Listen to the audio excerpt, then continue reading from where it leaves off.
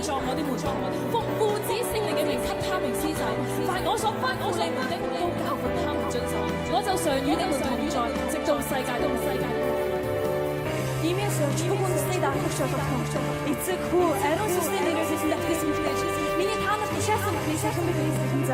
Харахтун, үеийн төсөв би танахтай үргэлж хамт байх болохыг айлтсан. 그러므로 너희는 가서 모든 족속으로 제자를 삼아 아버지와 아들과 성령의 이름으로 침례를 주고 내가 너희에게 분부한 모든 것을 가르쳐 지키게 하라. 볼지어다 내가 세상 끝날까지 너희와 항상 함께 있으리라. Therefore go.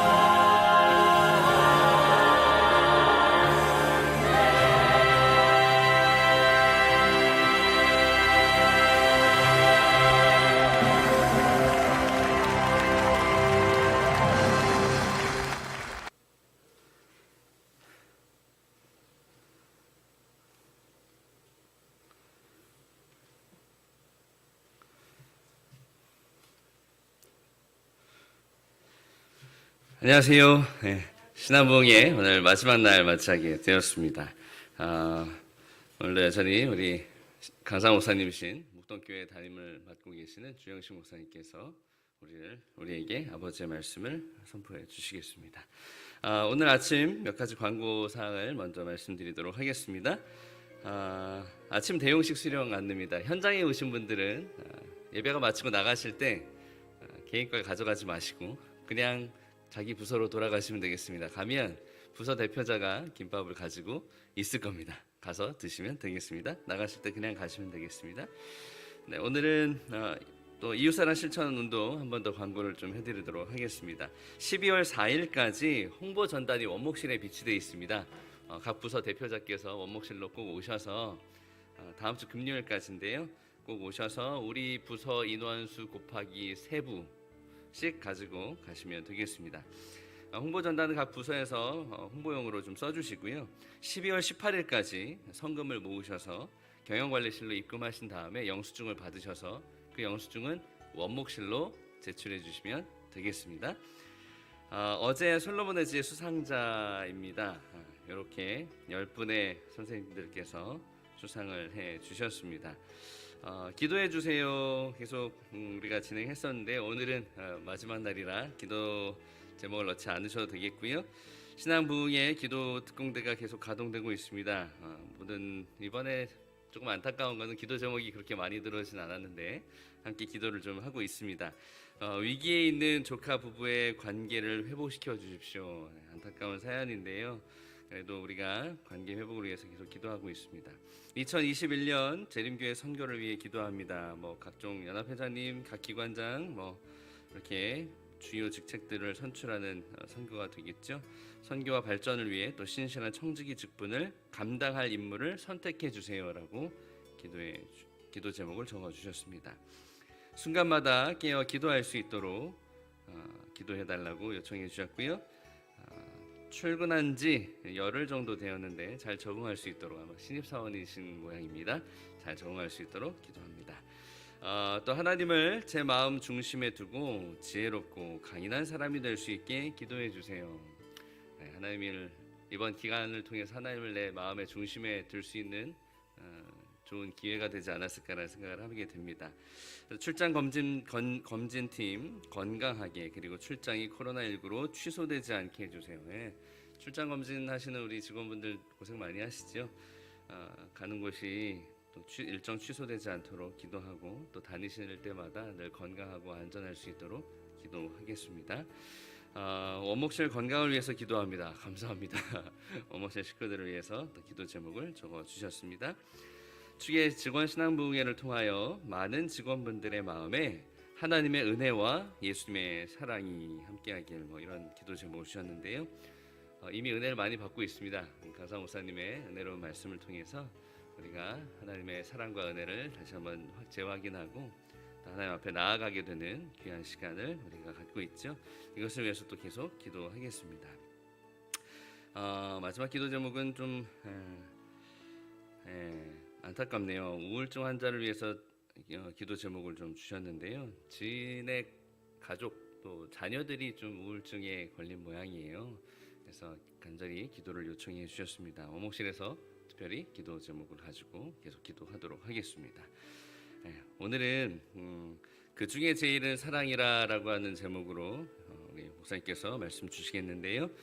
말씀 듣기 전에 우리 특수외래팀 정미화 과장님께서 우리를 대표하여 기도 인도해 주시겠습니다.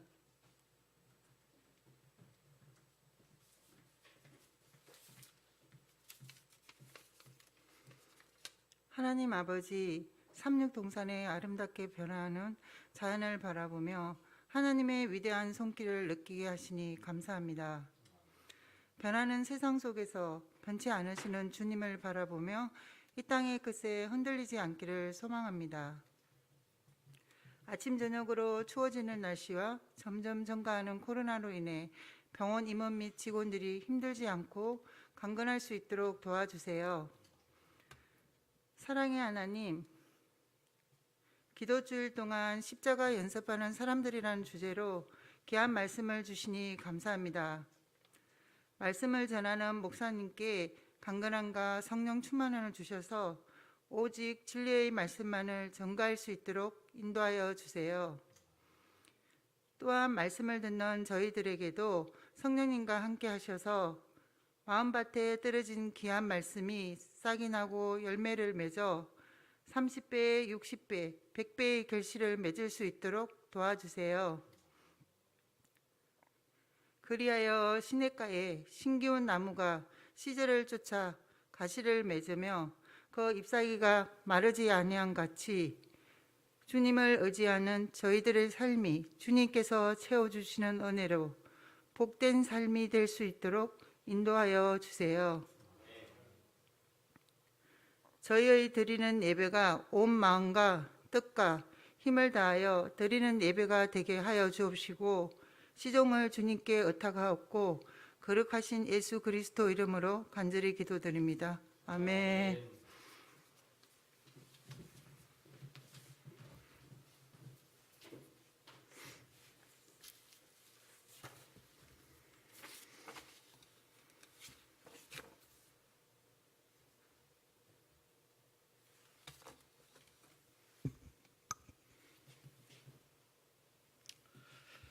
네, 우리 직원 여러분 안녕하세요. 네, 또 우리 유튜브로 시청하신 우리 직원들도 오늘 하루 복된 하루 되시길 바라겠습니다.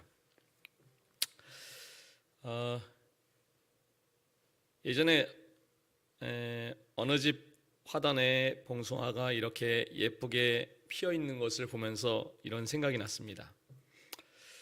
요즘에는 잘 구경할 수 없는데 예전에 저희가 어릴 때만 해도 한때는 손톱에 봉숭아물을 드리고 이렇게 오매불망 첫눈을 기다리던 그런 시절이 있었습니다. 첫사랑을 고대하면서 꽃잎과 잎사귀 등을 백방과 잘 섞어서 빻은 후에 실로 동여맨 상태로 몇 시간을 기다리는 노력과 정성을 아끼지 않았던 그런 때가 있었습니다. 저도 학창 시절에 그런 호기심과 재미로 이렇게 새끼손가락에 봉숭아물을 드렸던 그런 경험이 있습니다. 그런데 그렇게 봉숭아물을 직접 드리고 또 드리는 사람들을 보면서 이런 생각을 했던 적이 있습니다. 붉은 빛을 띠는 꽃은 세상에 봉숭아 외에도 너무나 많은데 왜 꼭 봉숭아였어야만 했을까? 여러분 그런 생각 해보신 적 있으십니까? 사실 다른 꽃으로 시도해 본다 한들 봉숭아만큼 붉은 물이 이렇게 잘 들지가 않습니다. 장미는 봉숭아보다 더 붉죠. 붉음의 정도가 더 깊고 진한데 그럼에도 불구하고 장미꽃의 물은 손톱에 잘 들여지지가 않습니다. 왜 그럴까요? 장미에는 없는 봉숭아에만 있는 그 무언가가 있기 때문입니다. 여러분 사실 손톱에 이 봉숭아물을 들이는 것도 일종의 그 염색으로 볼 수가 있습니다. 근데 이 염색에 이용되는 염료 중에는 염색 시에 그 염료 외에 다른 매개체가 있어야지 제 색깔이 잘 나오는 그런 염료가 있습니다. 그래서 이걸 매염 염료라고 하는데 봉숭아에는 이 같은 그 매염 염료가 들어있다고 합니다. 봉숭아의 꽃과 잎과 줄기 등에 골고루 들어있는 주황 염료라는 것이 바로 그 매염 염료입니다. 또 소금이나 백반이 매염제 역할을 해서 봉숭아 물을 들을 때 백반이나 소금을 넣어야지 제대로 물이 잘 들여지는 것입니다. 그런데 우리가 흔히 볼 수 있는 봉숭아보다 훨씬 붉은 장미꽃 같은 데에는 이 매염 염료의 성질을 띠는 주황색소가 없다고 합니다.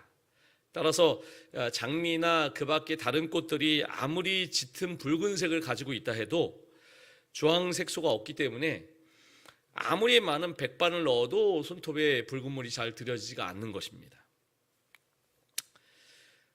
우리가 더 잘 살고 더 편안하게 살았으면 하는 것이 우리의 마음이고 바람입니다. 더 멋있게, 더 우아하게 살고 싶은 것이 우리의 소원입니다. 말하자면 장미꽃 같은 그런 인생이죠. 그런데요, 그 장미는 자신의 그 붉은 정열을 남에게 쉽게 물들일 수가 없습니다. 조금은 덜 우아하고, 조금은 더 초라해 보이고, 조금은 덜 아름다운 것 같아 보이면서도 조용히 가만히 그 아름다운 색깔로 물들일 수 있는 봉숭아 같은 삶, 오늘 우리에게 필요하지 않을까요? 초라하고 덜 아름다워서 물들일 수 있는 것이 아닙니다. 주황 염료, 그것이 비결이었죠. 오늘 우리의 삶에서 이 영혼의 주황 염료를 우리가 간직할 수 있었으면 좋겠습니다. 그리고 가만히 우리의 주변을 주님이 주신 이 아름다운 그 주님의 사랑, 이 주황 염료라는 주님의 사랑의 매개체로 사랑을 물들일 수 있는 그런 복된 아름다운 삶이 우리 모든 직원 여러분들에게 함께하기를 간절히 바랍니다. 우리 하나님은 고린도 교회 저희가 일주일 동안 계속해서 이 교회를 다루고 있는데 많은 은혜를 주셨고 성도들에게 풍성한 은사를 주셨습니다. 그런데 이 고린도 교인들이 바울의 표현대로 아직 어리고 연약했습니다. 어리고 연약했던 이유들 중에 하나는 하나님께 많은 은사를 받았는데 그 은사들이 자랑거리가 되고 계급이 되었다는 그런 사실입니다. 은사의 의미를 잘못 알고 있던 이 교인들에게 바울이 참으로 무엇이 신령하고 영적인 것인가를 그가 알려줍니다. 형제들아, 신령한 것에 대하여는 내가 너희의 알지 못하기를 원치 아니하노니 너희도 알거니와 너희가 이방인으로 있을 때 말 못하는 우상에게로 끄는 그대로 끌려갔느니라.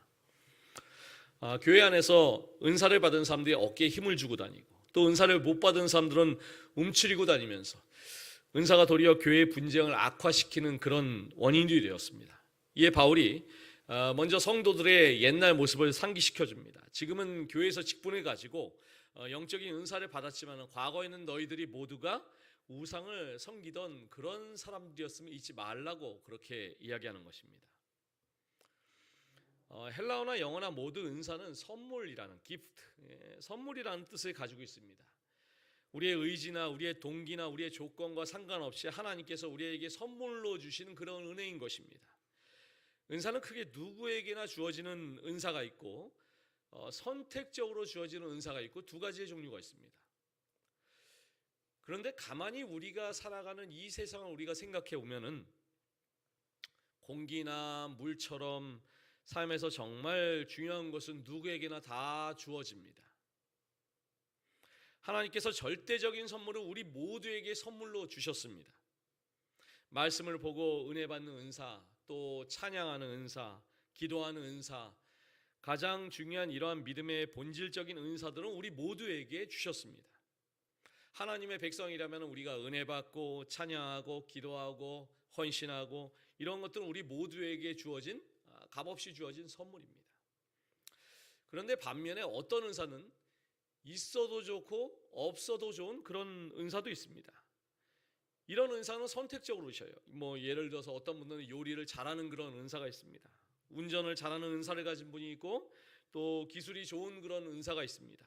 악기를 잘 연주하는 은사가 있고 노래를 잘하시는 그런 분들이 있습니다. 이런 은사는 선택적으로 주시는 것입니다. 각 사람에게 성령의 나타남을 주심은 유익하게 하려 하심이라.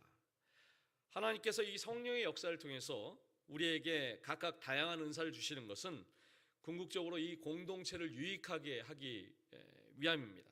결국 우리 하나님께서 주신 은사들은 우열을 따질 것이 없이 높고 낮음이 없이 다 하나님의 일을 위해서 주신 것인데 죄 많은 인간들이 자꾸 그것을 가지고 높고 낮음을 따지는 것입니다. 자꾸 비교하는 것입니다.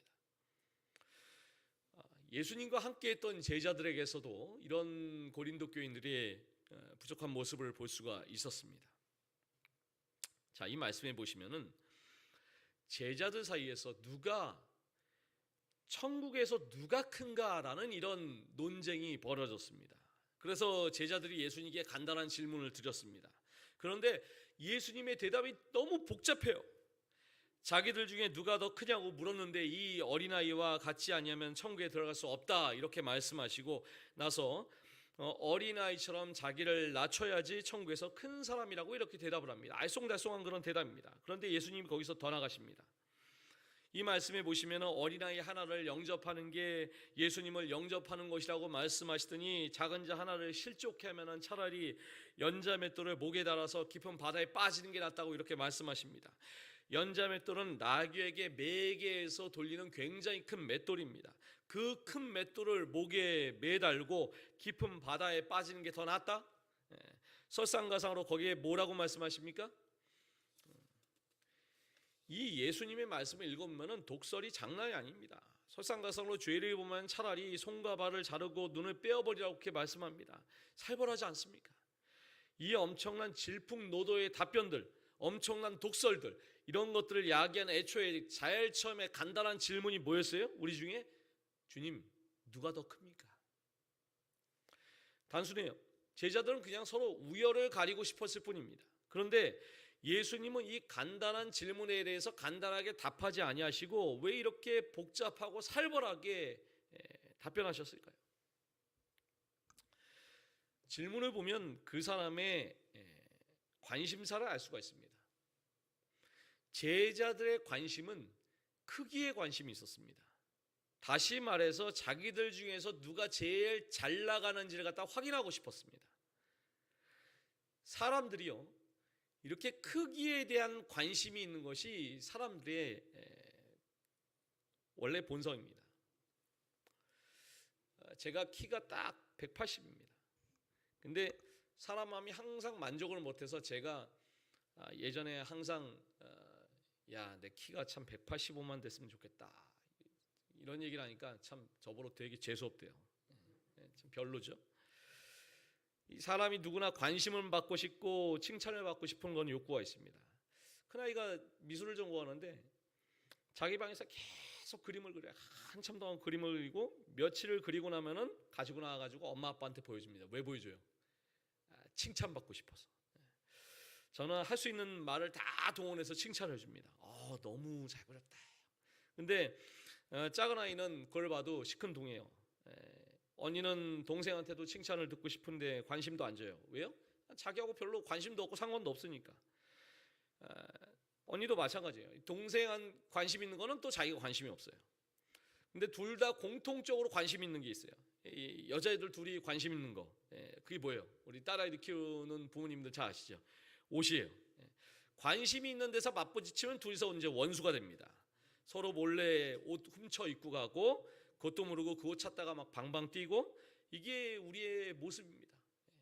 내일이 아닐 때는 관대하고 무관심하지만은 이권이 걸려 있으면은 거기에 달라지는 거예요.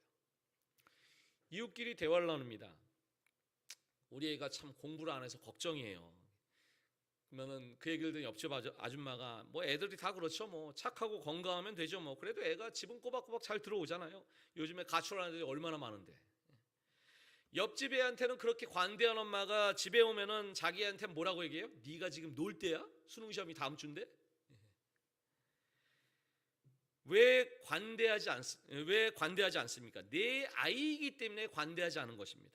왜 관대해요? 내 아이가 아니기 때문에 관대한 것입니다. 예수님이 제자들의 질문에 왜 그렇게 민감하게 반응하셨을까요? 제자들은요, 죄가 가득한 세상의 그런 관점으로 이 하나님의 나라를 바라보았습니다. 여기에 문제의 심각성이 있어요. 무슨 말이냐면 하나님 나라에서 누가 더 큰가라는 질문은 애초에 처음부터 단추가 잘못 끼워진 그런 질문입니다. 우열을 가리고 높고 낮음을 가리는 것이 사단이 뿌려놓은 죄성인데 그것을 하늘나라에서 찾고 있는 그 발상 자체가 잘못된 것입니다. 인간은 하나님의 형상을 따라서 지어졌습니다. 인생의 목적은 하나님의 뜻 안에서 우리가 합력하여서 함께 주님을 높이는 것입니다. 그런데 바벨탑 사건 한번 보세요. 사람들이 뭐라고 얘기합니까? 또 말하되 자 성읍과 탑을 건설하여 그 탑 꼭대기를 하늘에 닿게 하여 그 다음에 뭐예요? 우리의 이름을 내고. 인간의 죄성은 우리가 바벨탑을 쌓고 우리의 이름을 내는 것이 인간의 죄성입니다. 제자들의 관심이 어디에 있었어요? 누가 더 큰가? 이름에 관심이 있었습니다. 천국에 가면 누구의 이름이 더 높이 휘날릴지 그 행복 회로를 돌린 일에 관심이 있었습니다. 그런데 하나님의 나라에는 비교가 없다는 그런 사실입니다. 하나하나에 빛나는 가치만 있을 뿐입니다. 땅에서는 우리의 눈에 높이 쌓인 이 바벨탑이 거대해 보이고 아찔해 보이지만은 하늘 높은 곳에서 볼 때에는 아무리 높은 빌딩도 고만고만하게 보이는 것입니다.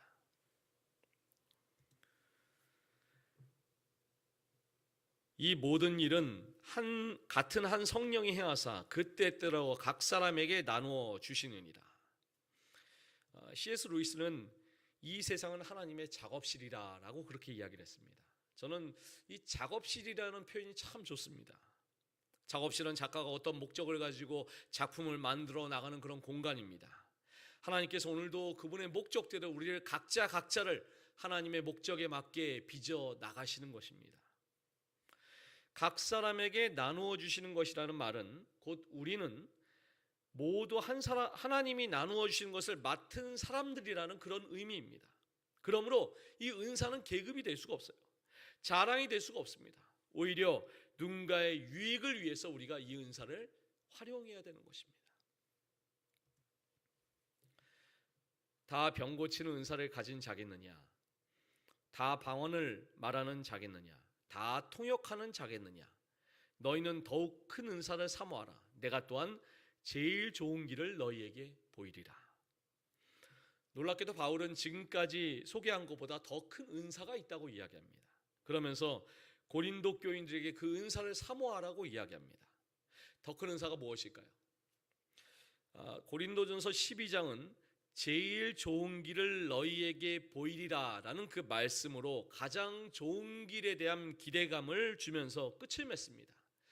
그 다음에 시작하는 장이 몇 장이에요? 13장입니다.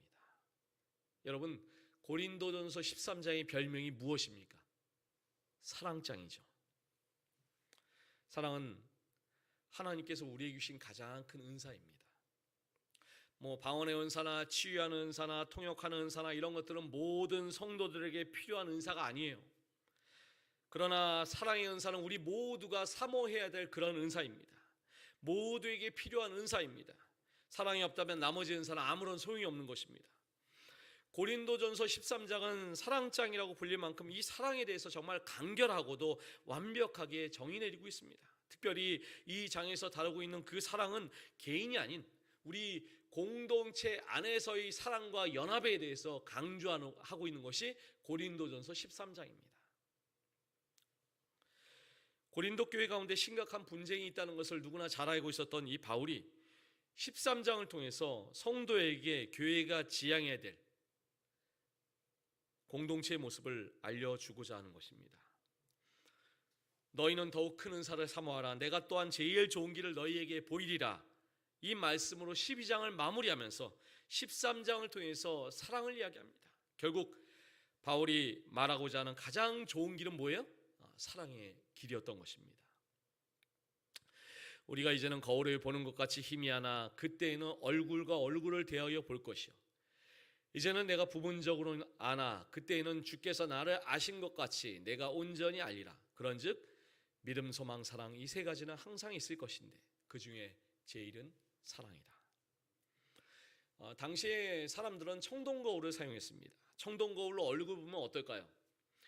뿌옇게 형태만 간신히 알아볼 수 있을 그럴 정도였습니다. 그러나 예수께서 다시 오시는 날에는 얼굴과 얼굴을 대면하여 보듯이 모든 것이 또렷해질 것입니다. 거울로 희미하게 보던 것들이 굉장히 또렷하게 보일 것입니다.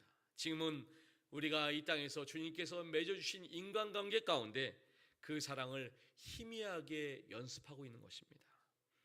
기다리는 연습을 하고 참아주는 연습을 하고 눈 감아주는 연습을 하고 넘어가주는 연습을 하고 덮어주는 연습을 하고 그렇게 우리는 날마다 사랑을 연습하고 있는 것입니다. 자, 우리 직원 여러분 병원에 근무하시니까 아무래도 과학적이시라서 그렇게 이런 분들이 많지는 않으시겠지만은 혈액형으로 성격이 구분된다. 네. 이 말씀 동의하십니까? 한동안에 혈액형 바람이 한국을 휩쓸었던 적이 있습니다. 혈액형별, 성격, 공부법, 연애 방법, 혈액형 바람이 한동안에 엄청났습니다. 그 바람이 이제는 좀 약간 사그러들었지만은 여러분 혈액형으로 성격을 구분하는 게 아직도 이 한국 사람들의 마음 가운데 여전히 많이 믿음으로 자리 잡고 있습니다. 일반적으로 A형 그러면 어떻습니까? 뭐라고 그래요? A형 쪼잔하다고 그럽니까? 뭐라고 그러죠? B형 어떻습니까? 제일 일반적으로 좋은 성격이 뭐라고 그래요? O형, AB형. 소심하고 뒤끝 있으면 A형, 정말 소심과 뒤끝의 끝판왕이면 트리플 A, 이런 식으로 얘기를 갖다 많이 하죠. O형은 성격이 시원시원하고 털털해서 한동안 O형이 남자친구로 제일 좋다. 일반적으로 여성이 가장 기피하는 성격이 무슨 형이라고 생각합니까? 그렇게 얘기를 갖다 많이 해요? 여성분들 무슨 성격 제일 기피하십니까?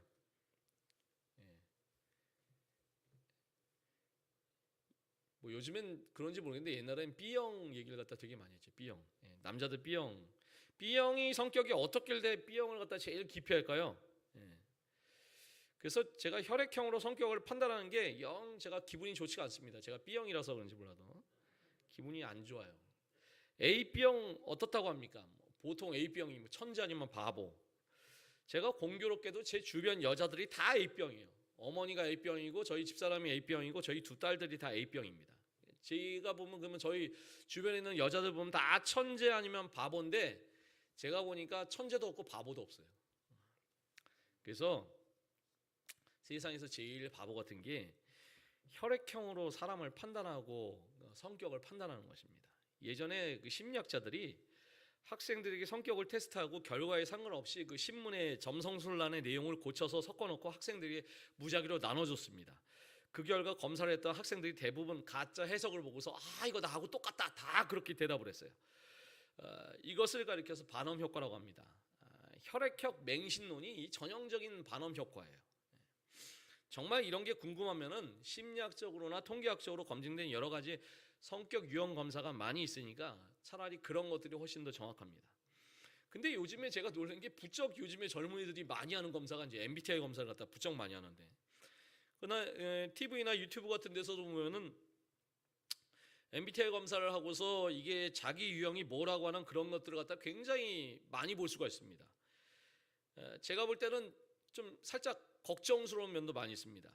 제가 15년 전에 이제 MBTI 강사 자격증을 따고 저희 교단에서도 MBTI 검사를 갖다 제가 많이 했는데 저희 교회에서도 제가 우리 성도님들 전체 이제 MBTI 검사도 하고 유형별로 해석도 해드리고 그랬는데 사실 뭐 요즘에 예능이나 뭐 인터넷 유튜브 같은 데서 나오는 그 MBTI 검사 이렇게 뭐 자기 유형 같은 거 보면은 너무 약식 검사로 많아서 흥미 위주로 막 이렇게 나가는 것 같아가지고 약간 좀 이게 뭐 자칫 그냥 하나의 그냥 무슨 잡지에서 이렇게 보는 것처럼 성격 검사 뭐 화살표 따라가는 것처럼 이렇게 돼가 사실 학문의 분야인데 약간 좀 걱정스러운 면이 있습니다. 제가 MBTI 검사하면 항상 제일 먼저 검사 받으신 분들하고 제일 먼저 하는 게 있어요. 손가락 깍지 껴보기. 자, 여기 계신 분들도 아침 시간 약간 졸리지만은 정신을 좀 차리시고 손가락 한번 깍지 한번 껴볼까요? 자, 하나 둘 셋 깍지 한번 껴보세요.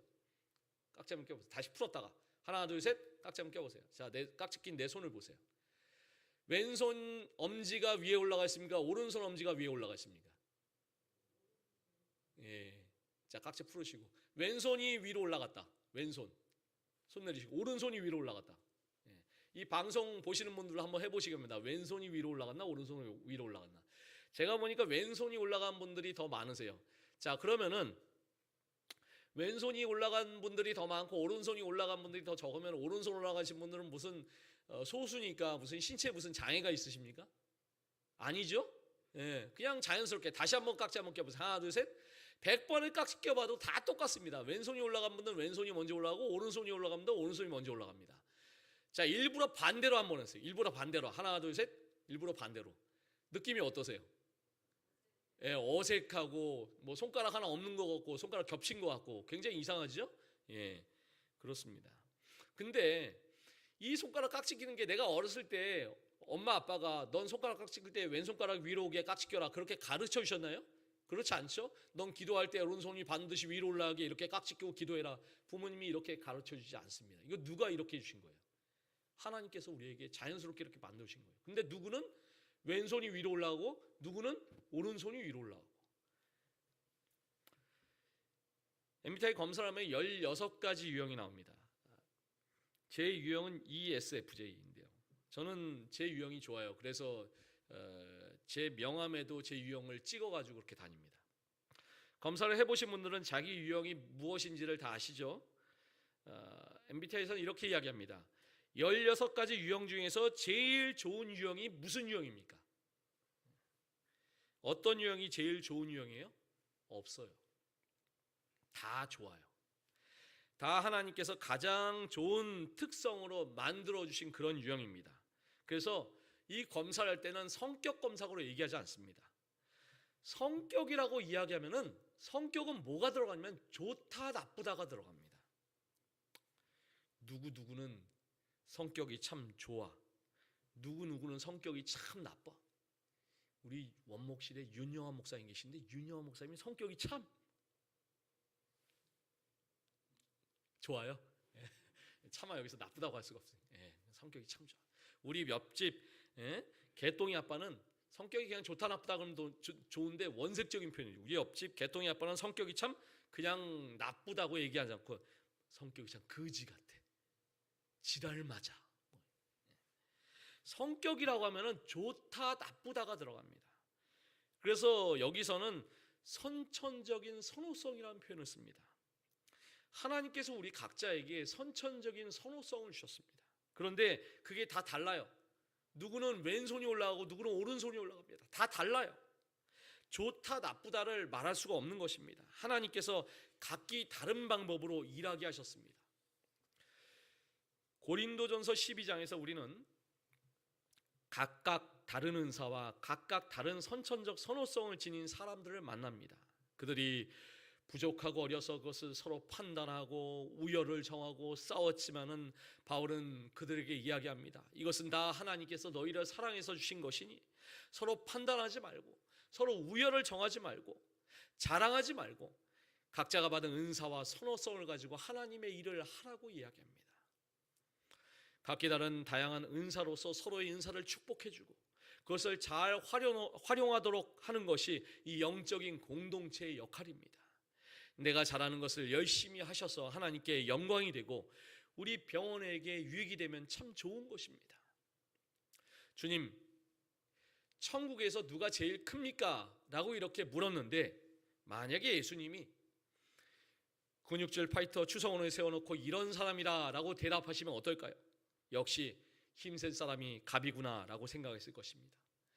아인슈타인을 세워놓고 이런 사람이라고 대답하시면 어떨까요? 머리 나쁘면 천국에도 못 가는구나 이렇게 생각했을 것입니다. 대통령이나 재벌 총수를 세우시면 어떨까요? 이 땅에서 안 되는 놈은 천국에서도 안 되는구나 라고 생각했을 것입니다. 그런데 예수님은 어린아이를 하나 세워놓고 이 어린아이다 라고 말씀하십니다. 지금 장난하십니까? 제자들의 마음이 이런 마음이었을 거예요. 왜요?